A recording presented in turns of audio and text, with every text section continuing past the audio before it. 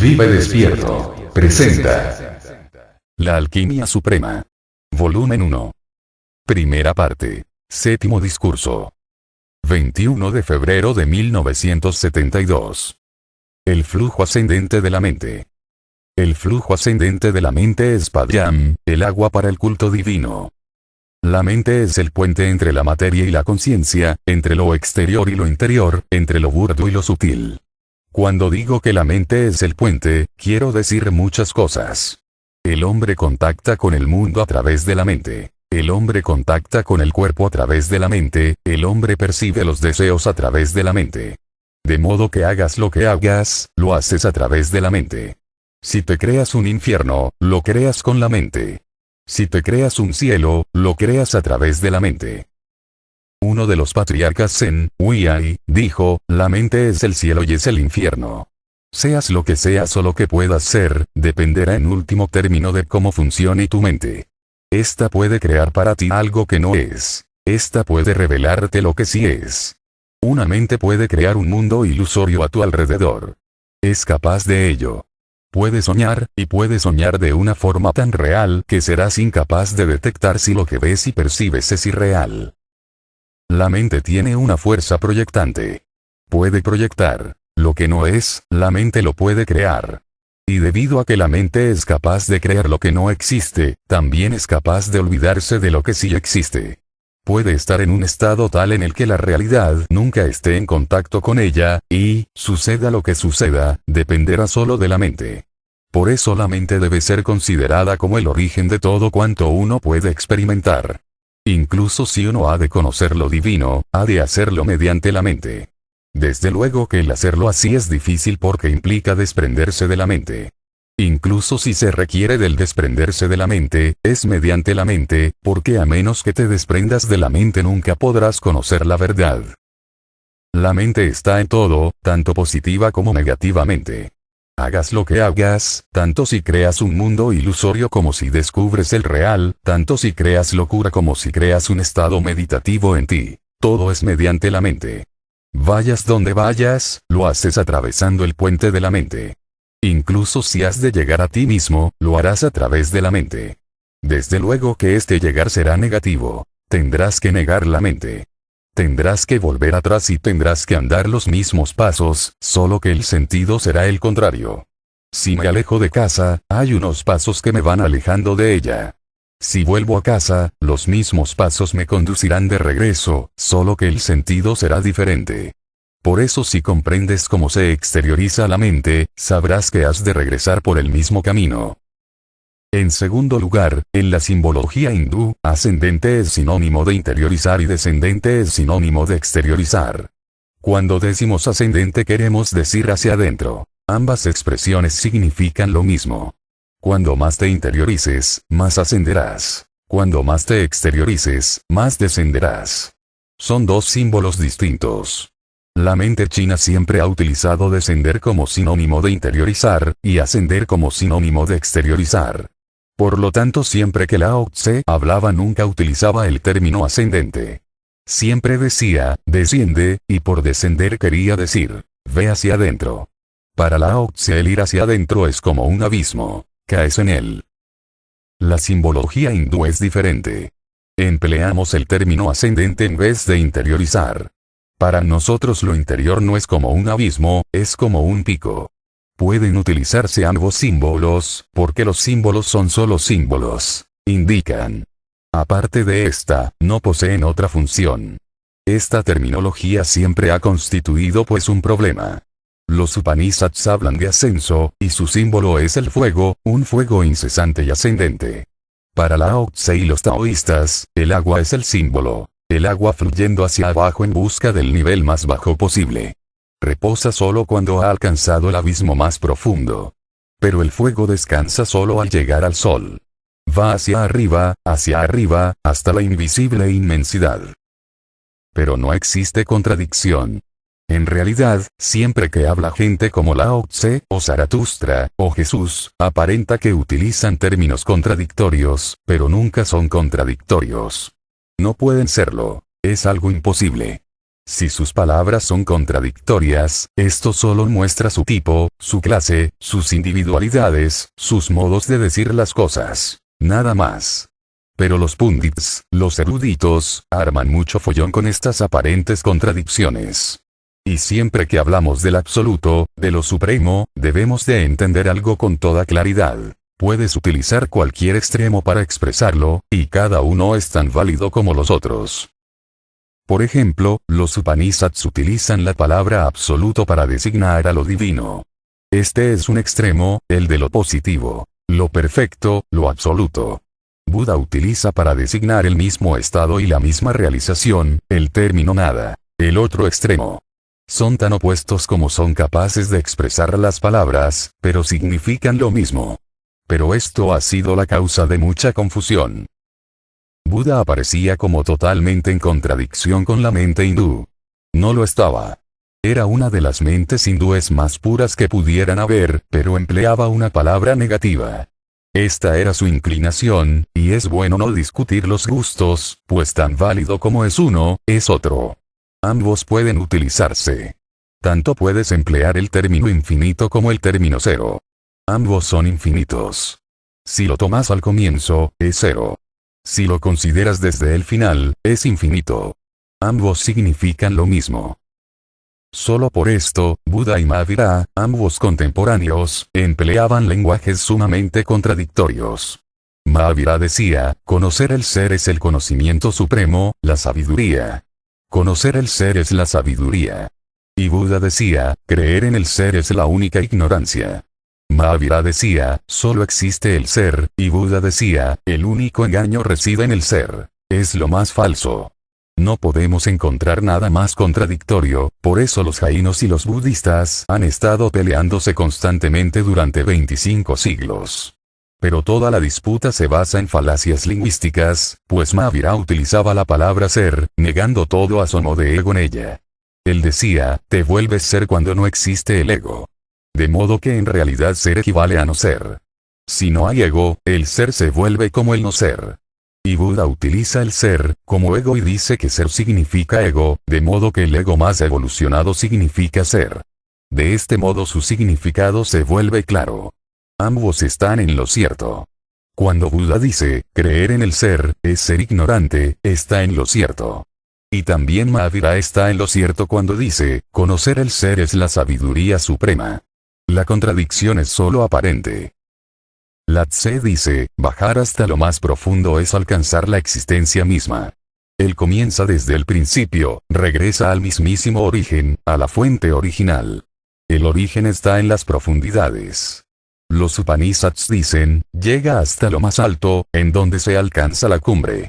Lao-tse dice, baja hasta el mismo origen, y los Upanishads dicen, escala la posibilidad última, llega hasta el mismo final. Exprime el potencial hasta su límite extremo. Actualiza todo potencial. El comienzo y el final no son dos cosas separadas. En realidad, ningún final puede finalizar hasta que llegue de nuevo al comienzo. Y el principio empieza solo donde el final acaba. La vida se mueve en un círculo, y si empiezas un círculo, el punto del comienzo será también el punto final. La vida se mueve en un círculo, por tanto, puedes decir que el principio y el final son el mismo punto. De modo que ascendente no es contradictorio con descendente. El descender de Lao-tse y el ascender de los Upanishads significan lo mismo. Solo cambian las palabras. Si somos capaces de penetrar el significado subyacente en las palabras, solo entonces seremos capaces de concebir y comprender esas mentes. Esas mentes han vivido experiencias tales que no pueden ser expresadas con el lenguaje común. Pero han tenido que usar el lenguaje común, por lo que han tenido que utilizar palabras corrientes con un significado diferente, con unas connotaciones muy diferentes. Por eso una cosa más. Cuando los Upanishads dicen ascendente, recuérdalo, es lo mismo que hacia adentro. Cuanto más hacia adentro vas, más asciendes, y viceversa. Cuanto más asciendes, más penetras. ¿Qué es este ascender o interiorizar? ¿Y por qué dice el Sutra que este flujo ascendente de la mente es la única clase de agua con la que puedes rendir culto a los pies de lo divino? Muchas son las implicaciones. Una es que es inútil usar solo agua. Totalmente inútil. Ali Yaj Mansur, un místico sufí, fue ajusticiado. Cuando le cortaron sus manos y la sangre empezó a fluir, él utilizó esa sangre del modo en que los musulmanes usan el agua para el wuzu, para purificar el cuerpo antes de orar. Ellos usaban el agua, pero Mansur utilizó sangre. Y cuando realizó el gesto del wuzu, alguien de entre la multitud le preguntó, Mansur, ¿te has vuelto loco? ¿Qué es lo que haces? Mansur contestó, por primera vez realizo el wuzu, purificándome con mi propia sangre, porque ¿cómo puedes purificarte con agua? Le otorga un sentido más profundo. En realidad, él quiere decir que a menos que mueras, ¿cómo puedes purificarte para la oración? Wuzu con sangre significa morir. Solo muriendo puede haber una auténtica limpieza, una verdadera purificación. Y cuando mueres, eres capaz de orar. A menos que mueras, no puedes orar. De modo que el valor para morir se vuelve un requisito indispensable para la oración. Este sutra dice, el flujo ascendente de la mente es el agua para el culto divino. Ninguna otra clase de agua valdrá. Es más profundo incluso que la sangre de Mansur, porque la sangre no posee tal profundidad. Solo es superficial. Puedes hacer el wuzu con tu sangre, pero aún así no es suficientemente profundo. Pero el flujo ascendente de la mente es la posibilidad suprema, por dos razones. Básicamente, la mente fluye hacia abajo. Básicamente la tendencia es fluir hacia lo más bajo, porque es más fácil. El flujo descendente es siempre cosa fácil. El ascender requiere esfuerzo. El ascender requiere de una lucha contra la fuerza gravitacional. El ascender implica austeridad. No puedes fluir hacia arriba a menos que cambies tu naturaleza completamente. Es una transformación. El flujo descendente es natural, está en la misma naturaleza de las cosas. Por eso la mente tiene, de modo natural, un fluir descendente. Considéralo así. Si quieres pensar y concentrarte en lo divino, tendrás muchas dificultades. La mente oscilará constantemente. No serás capaz de concentrarte ni por un solo segundo. Irá de aquí para allá. No será posible la concentración, no será posible la contemplación, no será posible la meditación. La mente no estará dispuesta. Ni aún mediante mucho esfuerzo percibirás que se acerque a lo divino, que vaya hacia lo divino. Pero piensa en el sexo, y la mente se absorberá. No necesita el concentrarse. Se concentra sola. No necesita ningún esfuerzo. La mente fluye con facilidad. En realidad, excepto por el sexo, no sabemos lo que significa concentración. Siempre sucede que cuando alguien es capaz de concentrarse en uno u otro asunto, el sexo no es un problema para él. Nunca. Aunque sea solo un científico, un investigador trabajando en su laboratorio, si es capaz de concentrarse en su trabajo, el sexo dejará totalmente de ser un problema en su vida. Pero si no eres capaz de concentrarte en nada más, tu mente fluirá constantemente hacia el canal del sexo. Debemos entender una cosa. Cuando piensas en el sexo, estás completamente absorbido. No hay oscilación. Incluso te olvidas de que estás pensando en el sexo. Después puede que lo recuerdes. Ni siquiera este pensamiento existe. Te olvidas de que estás aparte y de que este desfilar de pensamientos e imágenes sexuales es algo separado de ti. Te vuelves uno con ellos. Esto es lo que los bhaktas quieren decir cuando dice, el recuerdo constante de lo divino, sin tú ni yo. Ocurre el mismo fenómeno, solo que el objeto cambia. No es el sexo ahora, el objeto se vuelve divino. Y a menos que lo divino se vuelva tan absorbente como naturalmente lo es el sexo, no serás capaz de fluir hacia arriba. De modo que el flujo ascendente es un esfuerzo. Tienes que tirar de ti mismo para lograrlo. El flujo descendente es fácil. Por eso es por lo que, cuando te sientes tenso, el sexo se convierte en un relax, una descarga, porque toda tensión significa que has estado tirando de ti hacia algo que no es natural. Luego, si puedes relajarte con el flujo descendente, sientes alivio. Así en Occidente el sexo se ha convertido en solo un sistema de descarga, un alivio de tensiones. Lo es, y es así porque cuando fluyes hacia abajo no necesitas ningún esfuerzo.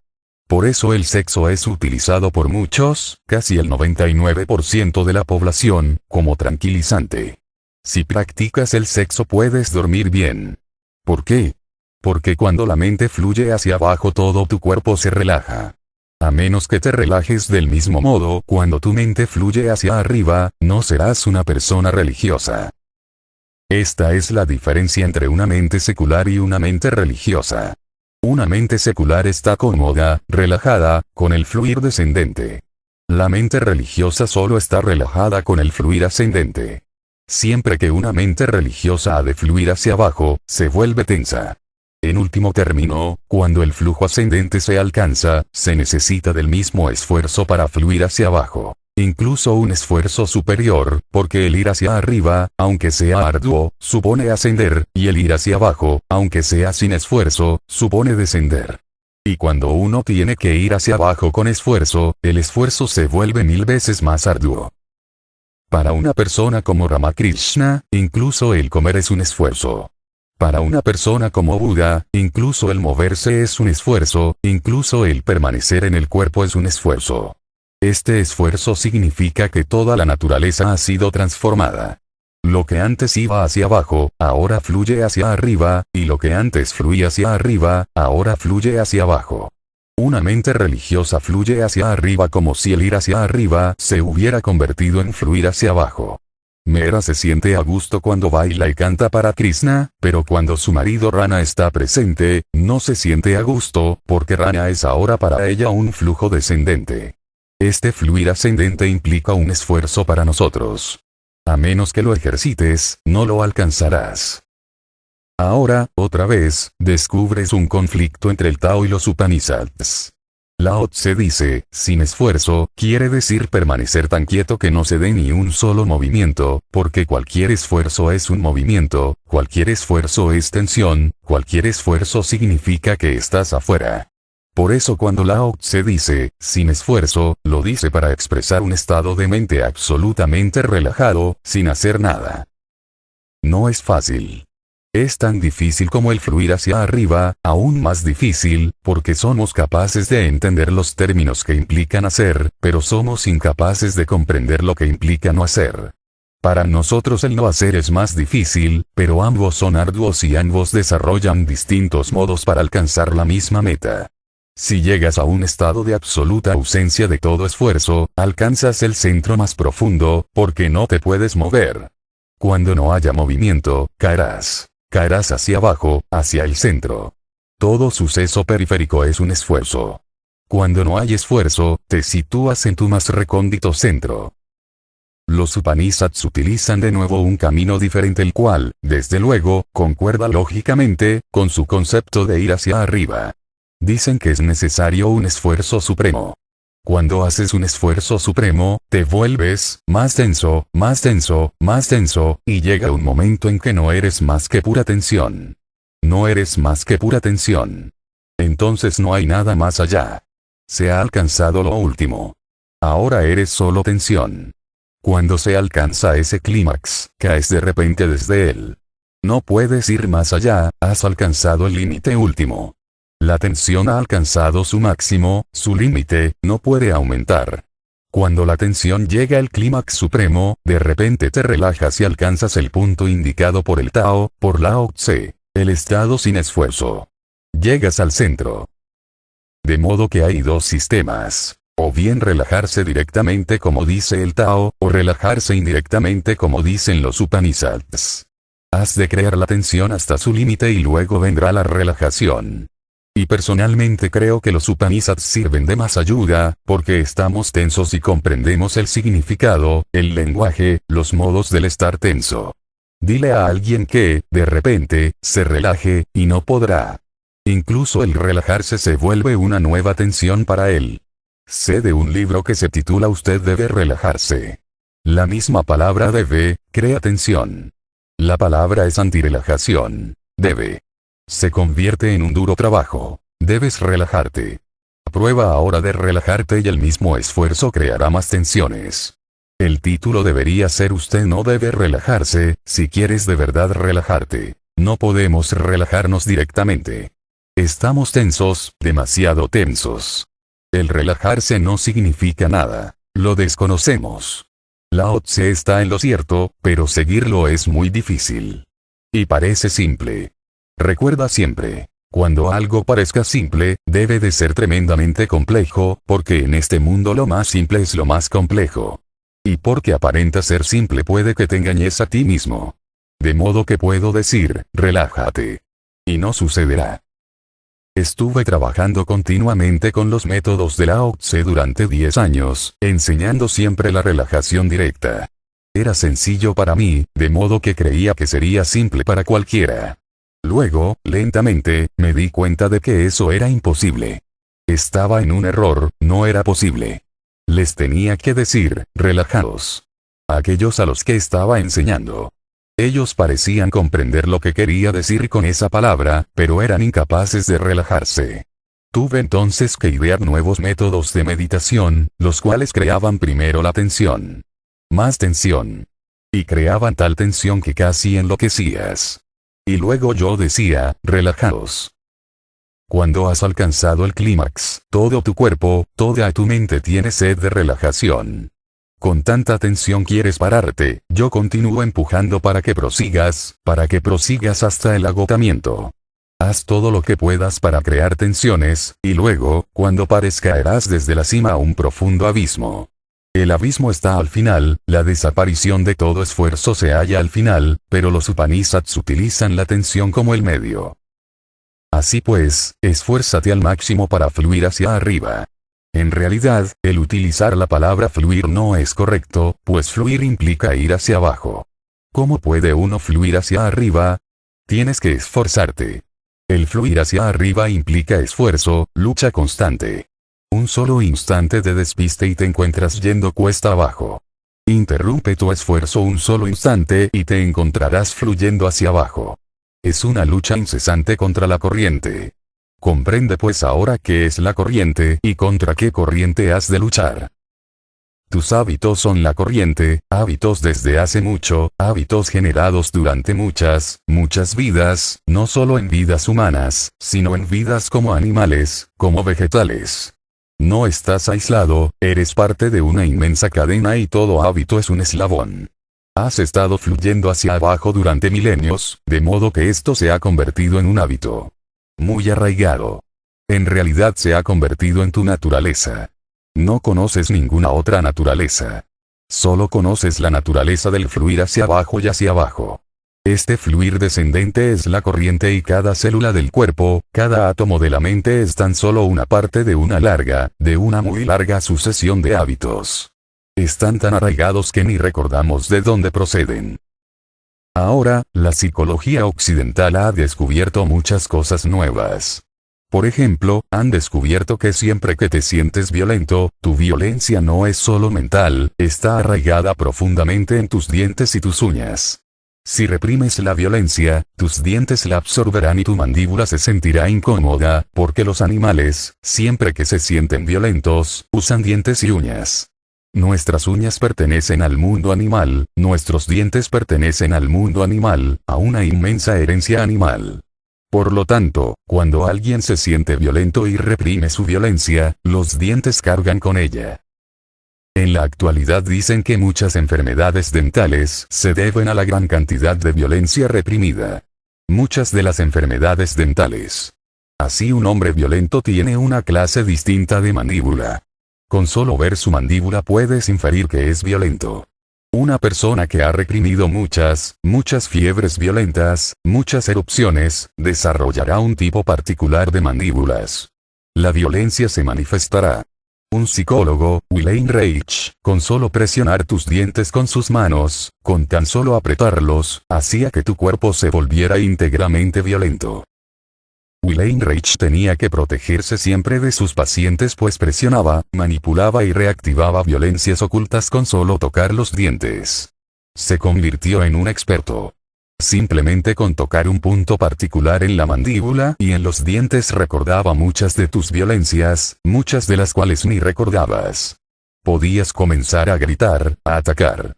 Su respuesta era, he tocado ahora un programa interno. Se ha tocado un programa interno y ha sido reactivado. A veces ocurría, cuando Reich presionaba puntos determinados, él los descubrió al estar trabajando continuamente durante 40 años con zonas de la mandíbula, descubrió que cada zona tenía un tipo particular de violencia escondida en ella y que presionando un punto determinado, un chakra definido en la mandíbula, una cierta clase de violencia aparecía. Se volvió tan experto que, si presionaba excesivamente, te volvías como un animal. A veces ocurría que el paciente ya no podía recobrar su condición humana. Retrocedía, quedaba reducido a un animal. Comenzaba a rugir como un animal, a atacar como un animal. Esta es la corriente. Cuando te sientes violento, no eres únicamente tú el que se siente violento. Es toda tu historia la que se siente violenta. Cuando te sientes sexual, no eres únicamente tú el que se siente sexual. Toda tu historia se siente sexual, todo tu pasado. Por eso es por lo que tiene tanta fuerza. Eres tan solo una hoja muerta en una gran corriente. ¿Qué es lo que puedes hacer para ir contra corriente? ¿Qué has de hacer? 3 son las cosas que hay que hacer. 1. Siempre que la mente empiece a ir hacia abajo, sé consciente de ello tan pronto como te sea posible, tan pronto como sea posible. Alguien te ha insultado. Para que te enojes es necesario que transcurra un cierto tiempo porque es como un mecanismo. Te enojarás, pero tras un intervalo. Las cosas sucederán como un relámpago. Primero te sentirás insultado. En el instante en que te sientas insultado, la segunda corriente empezará a fluir. Te enfadarás. En un primer momento la ira no será consciente. Primero será solo como una fiebre. Luego se tornará consciente. Luego o bien la reprimirás o bien la expresarás. Así que cuanto digo, cuando antes mejor, quiero decir que cuando alguien te insulte hazte consciente tan pronto como empieces a sentir que has sido insultado. Y cuando te hagas consciente, haz un esfuerzo para detenerte. No caigas en el automatismo aunque sea por un pequeño instante. Incluso si te detienes durante un solo instante, eso será de gran ayuda. Si consigues detenerte durante un periodo mayor, eso ayudará aún más. Cuando el padre de Gurdjieff se estaba muriendo, llamó a su hijo. Tenía solo 9 años y Gurdjieff recordó el incidente durante toda su vida. Su padre le llamó. Era el hijo más joven y su padre le dijo: «Soy tan pobre que no te puedo dar nada, hijito. Pero hay algo que mi padre me dio a mí que yo puedo entregarte. Puede que ahora no seas capaz de comprender lo que significa, pues yo mismo no lo entendí cuando mi padre me lo dio. Pero ha resultado ser la cosa más preciada de mi vida, así que te lo voy a dar a ti. Consérvala. Puede que algún día empieces a comprenderlo». Gurdjieff sencillamente escuchó. Su padre le dijo: «Siempre que te sientas enojado, nunca repliques antes de 24 horas. Responde, pero deja un intervalo de 24 horas. Gurdjieff siguió el consejo de su padre moribundo. Quedó profundamente impreso en su mente el mismo día en que su padre murió, y Gurdjieff decía: «He practicado muchos ejercicios espirituales, pero este fue el mejor. Ya nunca más pude enfadarme y eso cambió todo el proceso, toda mi vida, porque tuve que mantenerme fiel a la promesa. Cuando alguien me insultaba, yo solía crear algo, una situación. Le decía que regresaría a las 24 horas a contestarle y nunca lo hacía, pues quedaba demostrado que no tenía sentido el replicar. Solo un distanciamiento era necesario. Y toda la vida de Georges Gurdjieff se convirtió en algo diferente. Así que si eres capaz de comenzar cambiando un solo eslabón en la cadena, empezarás a cambiar la totalidad. En realidad, esa es una de las verdades fundamentales de las religiones esotéricas, que no puedes cambiar una parte a menos que cambies la totalidad. Y esto vale en ambos sentidos. Bien si cambias la totalidad, cambiarás la parte, o bien si cambias por completo una sola parte, el cambio del todo le seguirá, porque están relacionados íntegramente. Empieza pues por cualquier parte. Descubre cuál es tu rasgo característico, lo que es más poderoso, aquello que no puedes resistir, lo que te tienta y causa tu descenso. Puede que sea la tristeza, puede que sea la ira, puede que sea la codicia, puede ser cualquier cosa. Descubre tu rasgo principal, tu debilidad. Y comienza por el más fuerte, luego los más débiles serán vencidos con facilidad. Comienza con el más fuerte. Si la ira es el más fuerte, comienza con la ira. En primer lugar, cuando sientas que has sido insultado, que has sido rechazado, que has sido molestado, cuando sientas cualquier cosa que te cree ira, justo en el momento en que sientas esto, ya ha empezado y yo me siento insultado, detente por un instante. No respires. Contén el aliento esté donde esté. Si habías expirado, déjalo ahí. Si habías inspirado, déjalo ahí. Deja de respirar por un instante, luego reanúdalo. Ve hacia adentro y observa si el hecho ha desaparecido o está aún ahí. Se habría ido. La conexión se habrá perdido. Habrás interrumpido el funcionamiento automático. De algún modo habrás desconectado el mecanismo y la respiración es fantástica para desconectar cualquier cosa. Contén el aliento, y por dentro habrá una desconexión. Eres insultado y el mecanismo de ira no se pondrá en marcha. Y si se desconecta, aunque sea por un pequeño instante, se desconecta. Tu mecanismo nunca sabrá que has sido insultado. Cuanto antes, mejor. Hay incluso estados anteriores, que pertenecen al otro, no a ti. Cuando el otro te está insultando, antes de sentirte insultado, mírale y observa que él es el que está enojado. Contén tu aliento y mírale de nuevo, y no te sentirás insultado. Él te insultará, pero tú no serás insultado. No te sentirás insultado, porque de nuevo ha surgido una distancia. Esta distancia es entre él y tú. Él no es capaz de cruzar esta separación. Él no puede insultarte.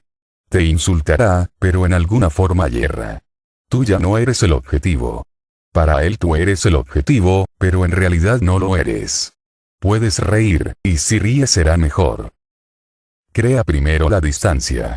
En segundo lugar, haz algo que nunca suelas hacer en estas situaciones. Cuando alguien insulta, nadie sonríe, nadie da un abrazo, un estrujón. Haz algo que nunca suelas hacer.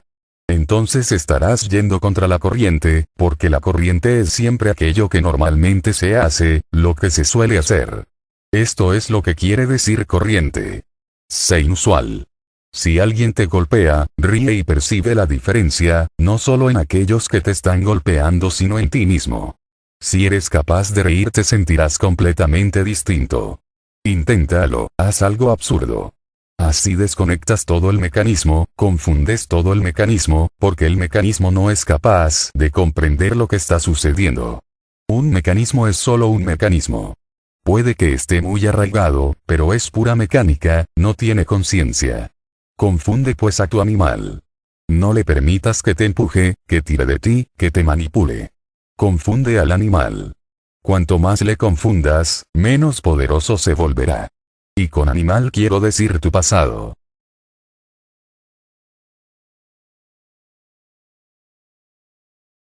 Este es un experimento extraño. Haz algo que nunca suelas hacer. Cuando seas feliz, haz algo que no se suele hacer cuando se siente uno feliz. Entristécete, y actúa tristemente. Encolerízate y compórtate como enojado. Confunde al mecanismo. No le permitas al mecanismo saber qué es lo que ha de hacer. No se lo permitas, y al cabo de un año todo tu mecanismo estará desconcertado. Alguien te estará insultando y tu mecanismo no sabrá qué hacer. Habrás roto con tu pasado. Convierte cada instante en un experimento y percibirás un cambio repentino en tu conciencia. Cuando alguien te insulte, ríe y percibe lo que sucede en tu interior. Algo nuevo que nunca has conocido. Me viene a la memoria un monje zen, Rinzai. Está durmiendo en su pobre cabaña y un ladrón se presenta a medianoche. Es una noche de luna llena y el ladrón entra. La luz de la luna ilumina el interior, las puertas están abiertas. No hay necesidad de cerrar las puertas porque él no posee nada.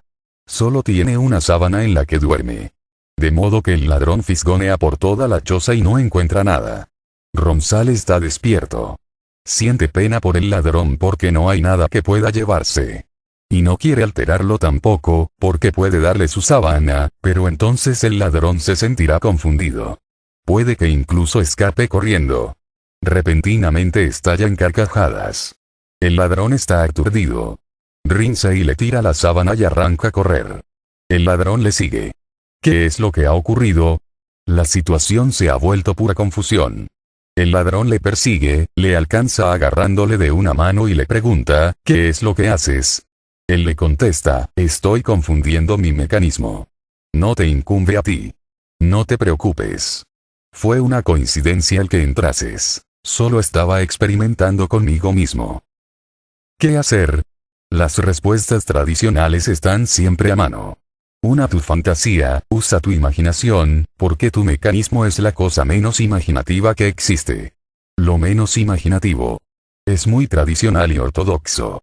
Entiende lo que te estoy diciendo. Es ortodoxo. Entiende lo que te estoy diciendo. Es ortodoxo, tradicional. Te has enfadado siempre de la misma manera. Cambia algo, usa tu imaginación, sé creativo y confunde la corriente. Cuanto más seas capaz de confundir la corriente, más la trascenderás. Por eso lo segundo es, utiliza modos de expresión inusuales. No toleres la rutina. Cuanto más la toleres, más poderosa se volverá. El ladrón de la historia cayó a los pies de Rinzai y le dijo, si sabes utilizar esos métodos, permite que los use yo también. Corres como un ladrón y eres el amo de la casa. Me confundes. He estado en muchas situaciones, pero nunca como esta. Me has hipnotizado a mí también. Eres el primero que no se comporta conmigo como con un ladrón, que cree que soy un ladrón, así que no puedo abandonarte ahora. Todo el mundo ha intentado que dejara esta profesión, y yo reaccioné a mi manera. Pero contigo, cambiaré. Iníciame en tu camino. Rinzai dijo, ¿cómo puedo iniciarte? En realidad, cuando reí, en ese mismo instante me iluminé. Cuando reí, me iluminé. Lo intenté, una y otra vez. Había estado meditando durante años y nada sucedía. Pero en ese instante de risa, algo se desplomó, algo explotó. Me desconecté de mí mismo. En realidad, tú eres mi maestro. Tú me has iniciado. Emplea algo absolutamente absurdo tal y como los monjes zen lo han estado usando. Si acudes a un maestro zen no puedes nunca imaginar cuál va a ser su respuesta. Si acudes a un maestro hindú, a un gurú hindú, tu pregunta puede revelarte cuál va a ser la respuesta. La respuesta es predecible. Y siempre que la respuesta es predecible, es inútil. Es inútil porque es rutinaria. O sea que si acudes a un maestro, puedes saber de antemano que si preguntas algo, él contestará a esto, pero con un maestro zen nunca lo sabrás. Todo es posible y nada es imposible. Puede que conteste o puede que no conteste. Puede que conteste de tal manera que no esté en relación alguna con tu pregunta. Que no tenga nada que ver. Puedes haberle preguntado, ¿hay un Dios? Y un maestro zen puede haberte respondido, mira. El sol se ha puesto. La noche se acerca. Sin relación alguna. Alguien puede preguntar, ¿qué es un Buda? Y un maestro zen puede que simplemente te golpee o te arroje por la ventana. ¿Por qué? En realidad, no te están contestando. Están tratando de crear una distancia entre tu mente interrogadora y la respuesta. Una distancia. Si preguntas, ¿hay un Dios? Y yo te lanzo por la ventana, ¿cómo vas a relacionar ambos hechos?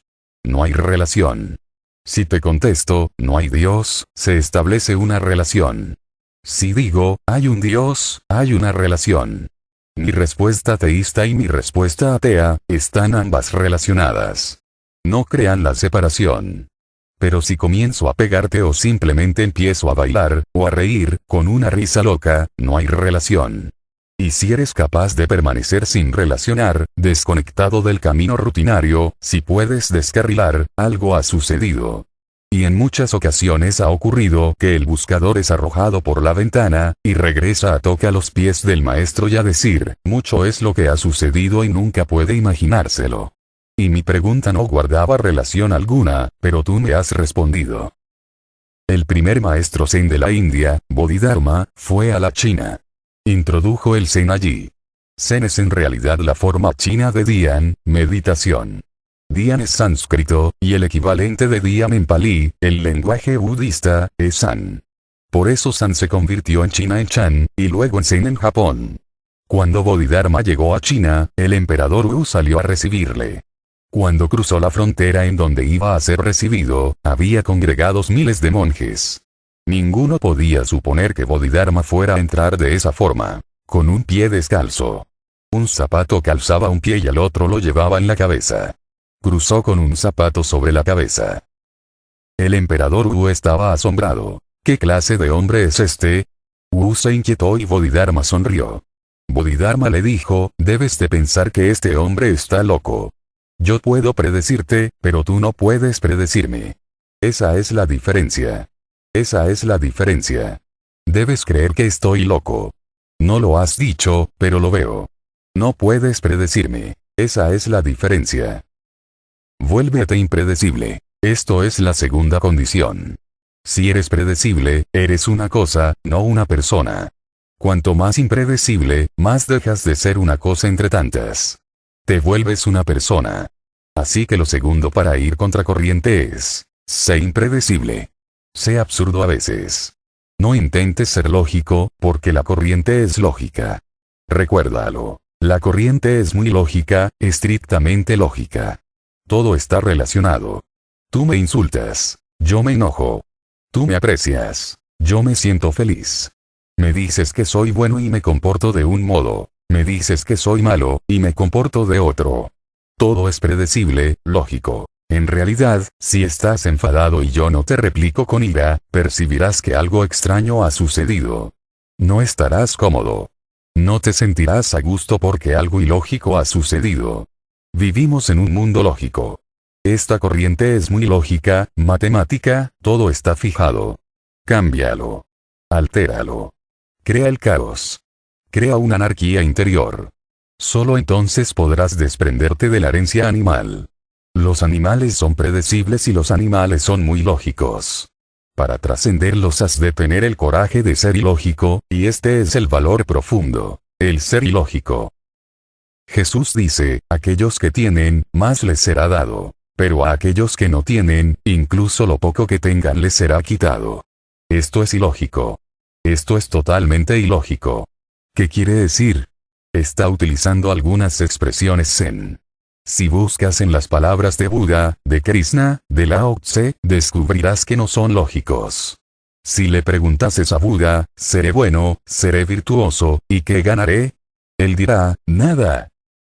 Este emperador Wu le preguntó a Bodhidharma, he donado millones para el budismo. He abierto muchos monasterios. 10.000 monjes son alimentados diariamente en mi palacio, ¿cuál será la recompensa? ¿Qué ganaré con ello? Y Bodhidharma le dijo, nada. Y si insistes, puede que caigas en el infierno.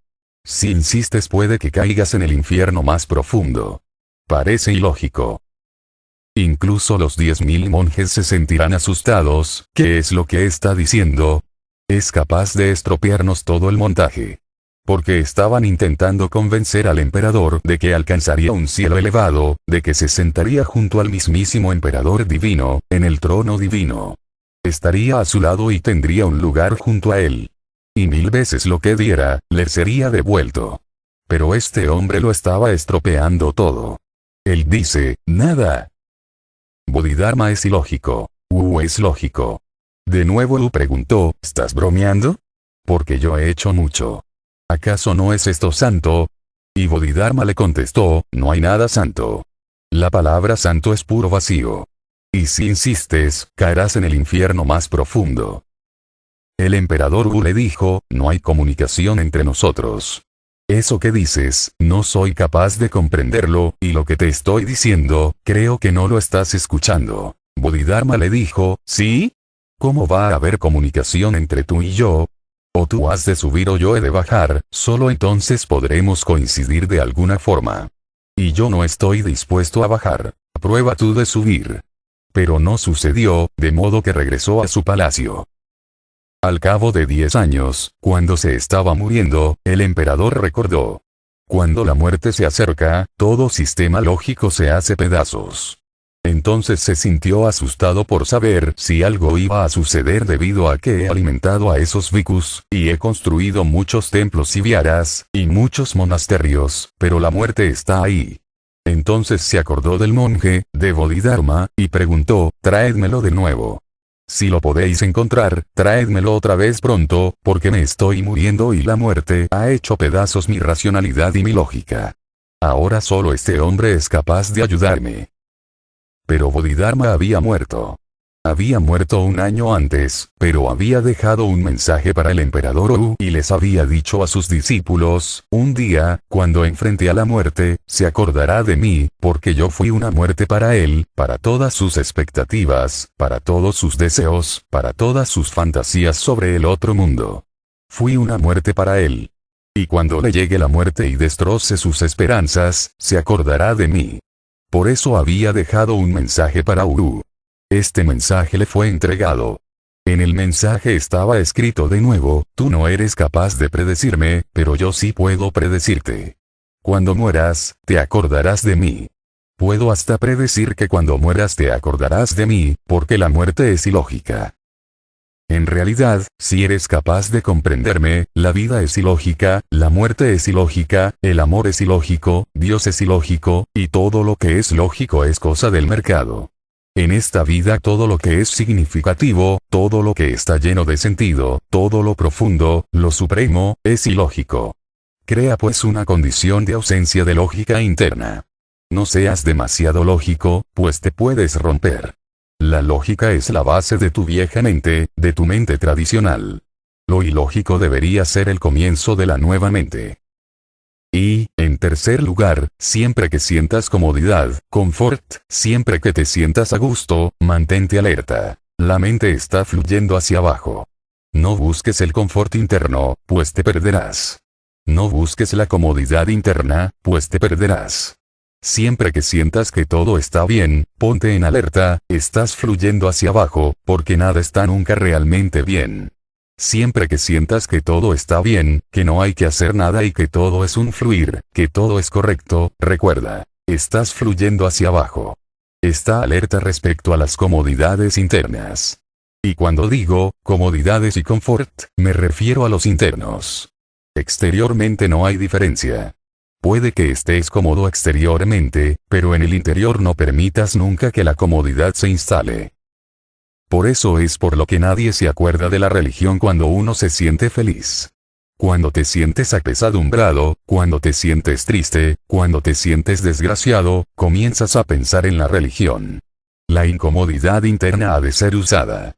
Recuerda pues dos cosas. En primer lugar, recuerda siempre que el fluir hacia abajo es muy cómodo. No seas su víctima. Crea siempre alguna incomodidad interna. Esto es TAC, incomodidad interna. Esto es austeridad. ¿Qué quiero decir con incomodidad interna? Estás durmiendo, relajado. Crea una incomodidad interna. Relaja tu cuerpo, pero no relajes tu estado de alerta. Los sufíes han utilizado la vigilia nocturna como incomodidad interna. Durante toda la noche se mantiene en vigilia. En la India, nunca se utilizó el dormir. Se utilizaron el hambre para crear la incomodidad interna. El hambre se presenta. No comas. El hambre está ahí. Recuerda, mantente consciente de ella, y aún así distánciate de ella. Se crea una incomodidad interna. La mente tiene el hábito de caer en todo lo cómodo. Crea pues una incomodidad interna. Y ve cambiando siempre, porque si te fijas a una misma cosa, no seguirá siendo una incomodidad durante mucho tiempo. Puedes incluso apegarte a tu ayuno, y entonces se vuelve una comodidad más que una incomodidad, porque el ingerir comida puede aparecer como una incomodidad.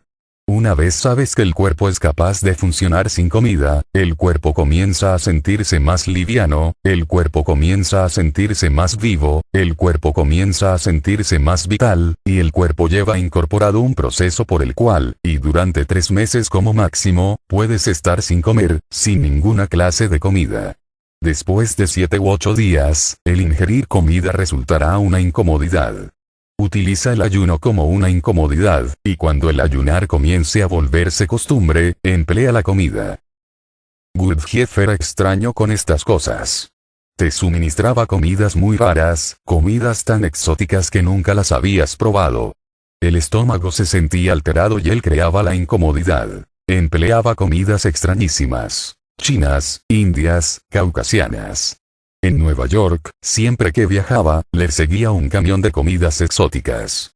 Y sus seguidores se sentían muy asustados porque les forzaba a comer tanto, que el comer se convertía en una tortura.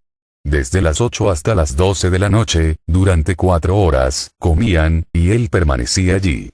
Les forzaba a comer y nadie podía decir no. Les obligaba a ingerir tanto alcohol, pero él seguía. Creaba la incomodidad interna y decía: dejad que la incomodidad esté ahí. Recordad. Manteneos despiertos.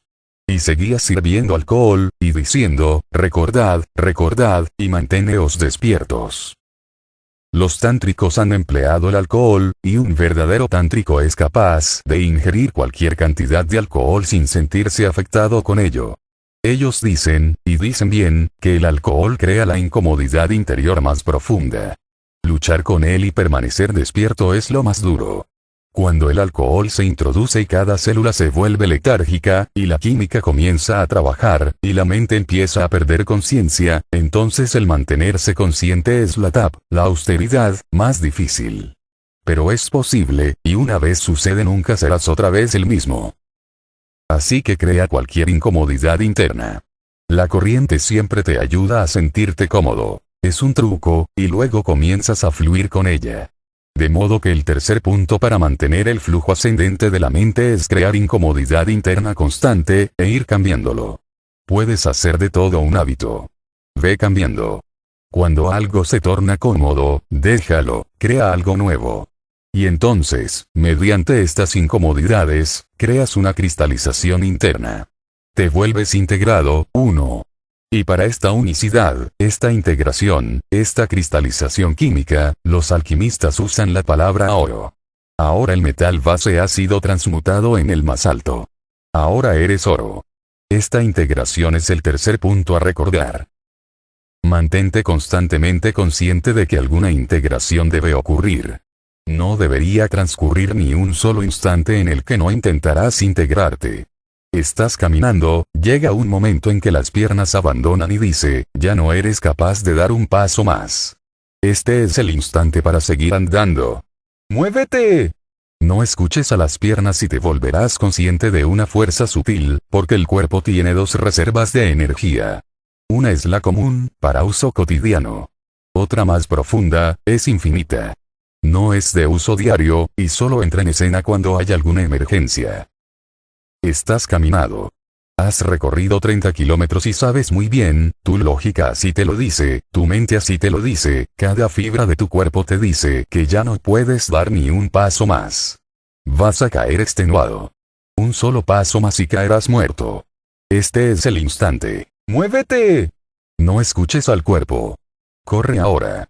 No hagas caso al cuerpo y de repente surgirá un estallido de energía. En unos instantes sentirás una nueva energía y podrás seguir caminando. Esta energía proviene de la reserva, y esta reserva se conecta solo cuando la fuente de energía diaria está agotada. Si haces caso al cuerpo, nunca utilizarás esta reserva. Te sientes soñoliento, no puedes ni abrir los ojos. Este es el momento. Levántate. Abre tus ojos. Mira fijamente. No parpadees. Olvídate de dormir e intenta permanecer despierto, y en unos segundos un repentino aumento de energía te inundará. El sueño desaparecerá. Te sentirás más fresco que por la mañana. Una nueva mañana, un amanecer interior ha sucedido. Una fuente más profunda de energía ha surgido. Así es como integras tu mente y como la diriges hacia arriba sin cesar. El Rishi dice, el flujo ascendente de la mente es el agua para el culto divino. Ninguna otra clase de agua valdrá. Solo este constante fluir ascendente. Por esto y solo por esto puedes postrarte a los pies de lo divino. Suficiente por hoy. Video creado por Vive Despierto.